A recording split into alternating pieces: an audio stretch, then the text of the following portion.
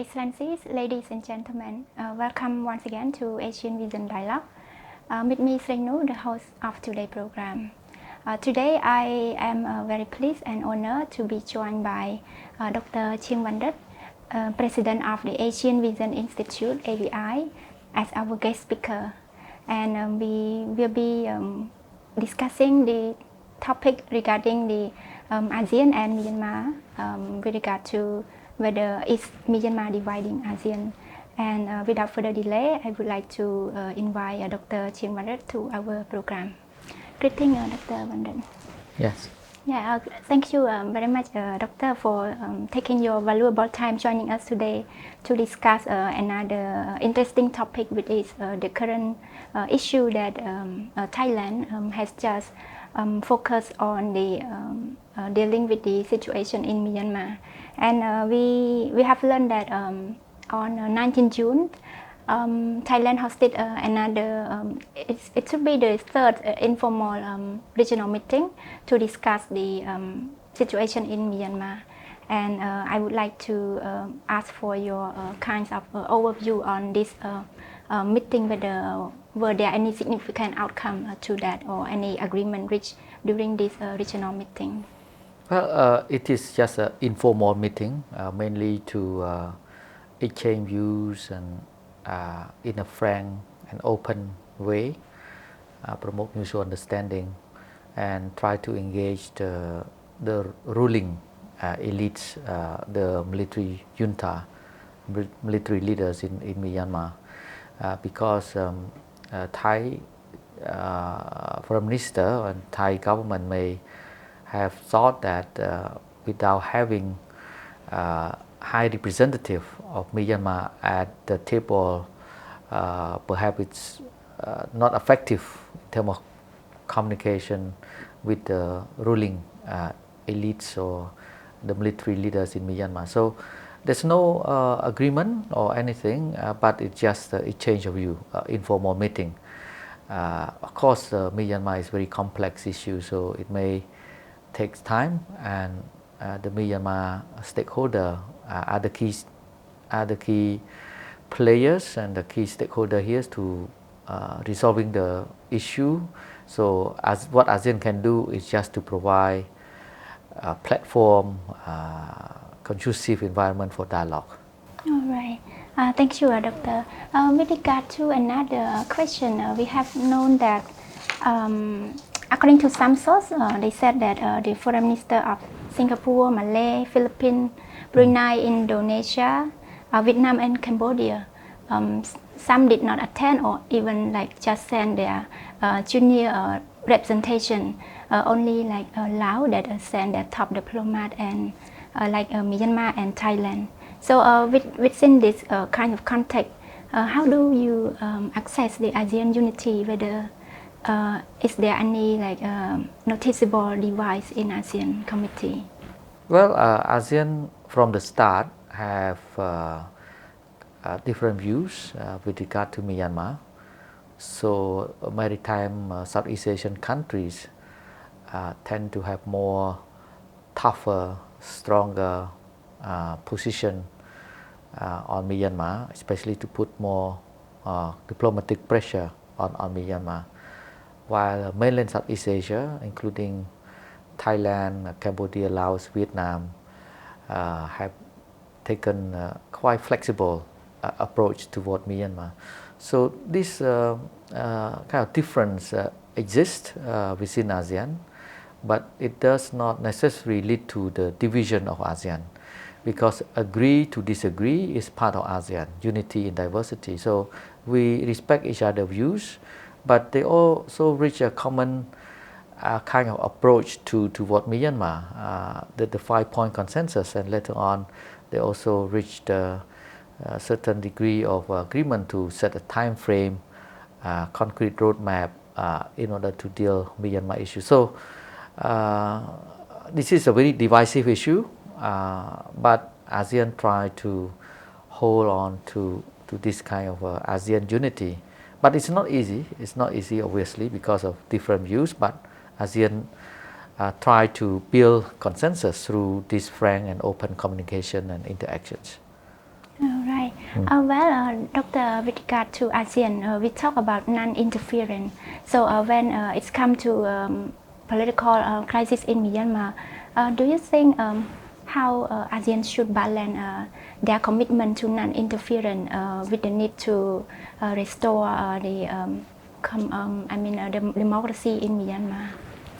In practice, since the establishment of ASEAN, non-interference principle have been violated from time to time. It depends on situation and circumstances. So ASEAN has not strictly adhered to non-interference. So it depends on how they define the issue. It is a national issue or regional international issues.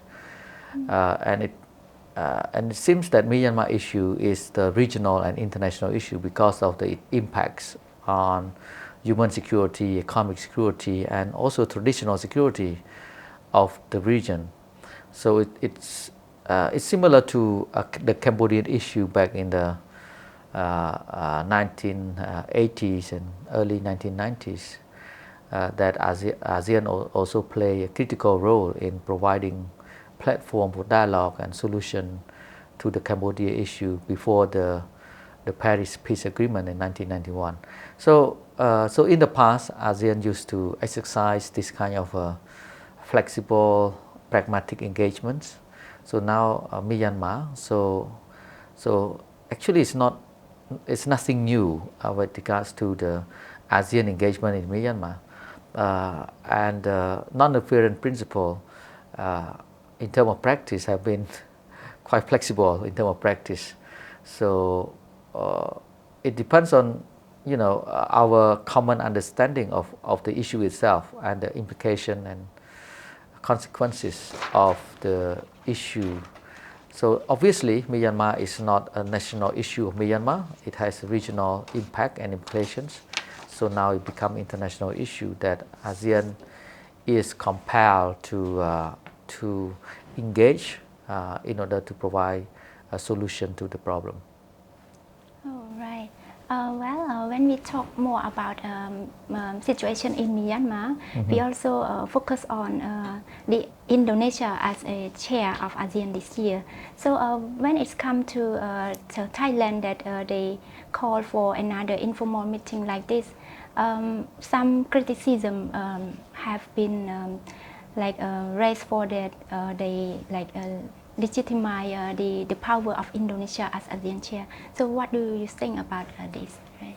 Well, different views on this and even divisive views on this, but my personal take is it should be regarded as a complementary mechanism to the Indonesia chairmanship of ASEAN. We need more dialogues and consultations at various levels, informal, formal, even track 1.5 or track 2, so that we can exchange frank opinions on the issue. Keep talking. Talking is better than not talking.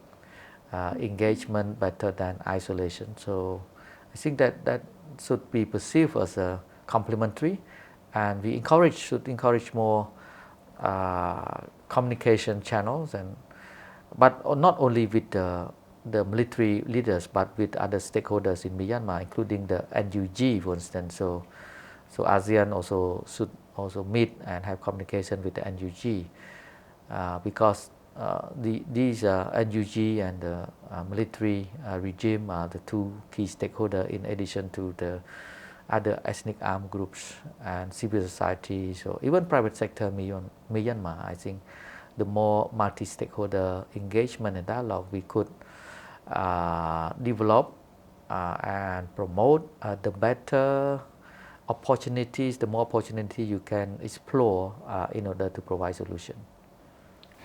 So we come to the last question for our dialogue.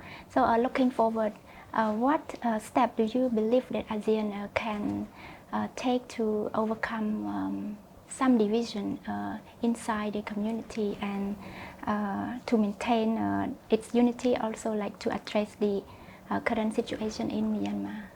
I think within ASEAN, of course, we need to elaborate more on the next step, the roadmap in terms of engagement with Myanmar, the Myanmar issue. And we need to also work closely with the dialogue partners of ASEAN.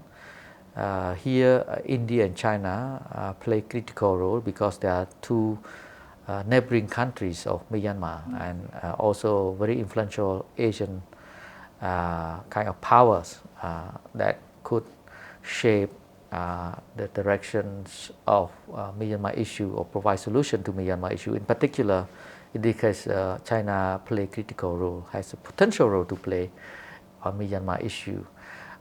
So ASEAN need to work within itself and also with dialogue partners in order to provide a more comprehensive solution to Myanmar, and need to engage other stakeholders, including the NUG, for instance, right?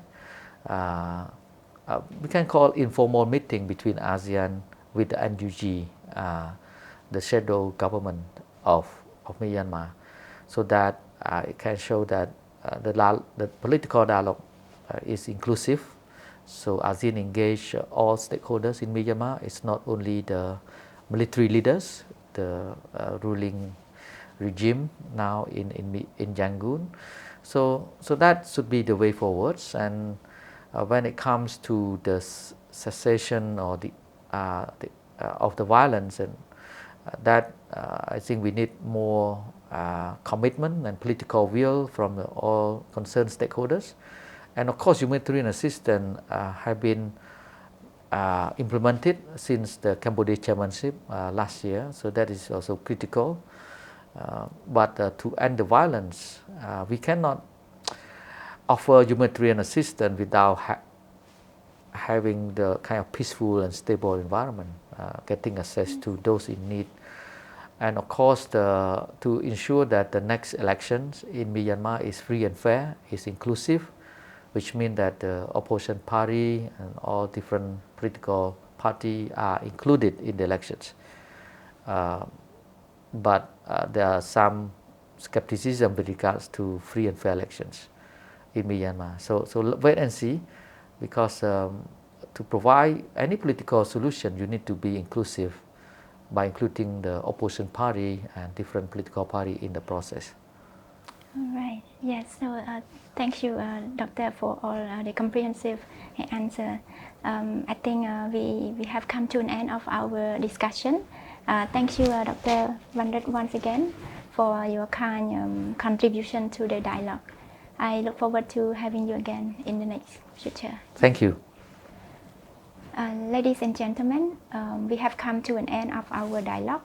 Thank you for tuning in, and I see you next time.